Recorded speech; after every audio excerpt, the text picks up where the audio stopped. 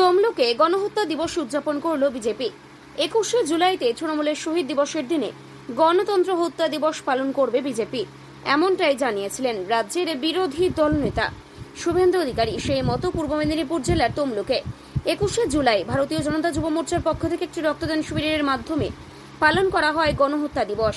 এদিনের রক্তদান শিবিরে সংগঠনের নেতৃত্বরা ছাড়াও পুরুষ ও মহিলা কর্মী সমর্থকরা এগিয়ে আসেন রক্তদানের জন্য।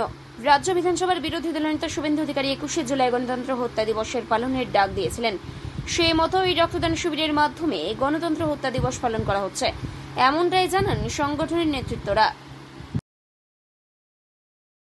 আজ যে দিনটিকে আমাদের মাননীয় মুখ্যমন্ত্রী সেলিব্রেশন করছে বলবো, কিন্তু সেই দিনেই আজ আমাদের বিরোধী দলনেতা সম্মানীয় শুভেন্দু অধিকারী তিনি গণহত্যা দিবস ঘোষণা করেছেন।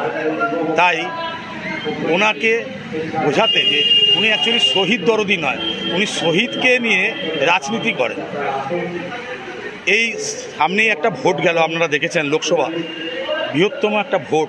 তাতে আমাদের পশ্চিমবঙ্গে কিভাবে মানুষজনকে গণহত্যা করেছে, তার জন্য আমাদের সম্মানীয় শুভেন্দু অধিকারী ডাক দিয়েছে গণহত্যা দিবস।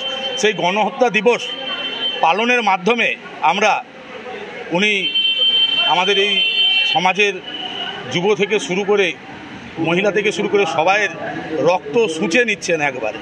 তার প্রতিবাদে জানাতে এই গণহত্যা দিবসে আমরা রক্তদান, স্বেচ্ছায় রক্তদানের মাধ্যমে আমরা এর প্রতিবাদ জানাচ্ছি। শুভেন্দুবাবু আমাদের বিরোধী দলনেতা বিজেপি, উনি যেটা ডিক্লেয়ার করেছেন যে গণতন্ত্র হত্যা দিবস, সেই উপলক্ষে তাতে সহমত হয়ে এবং মমতা ব্যানার্জি যে 21শে জুলাই ধর্মতলায় যে নাটক করছেন আমাদের মাননীয় মুখ্যমন্ত্রী মহাশয়ের শহীদের রক্ত নিয়ে, তারই প্রতিবাদে এবং আগামী দিনে আরও মানুষকে যাতে আমরা সহযোগিতা করতে পারি তার একটা বৃহত্তর চেষ্টা নিয়ে আমাদের এই ব্লাড ডোনেশন ক্যাম্প।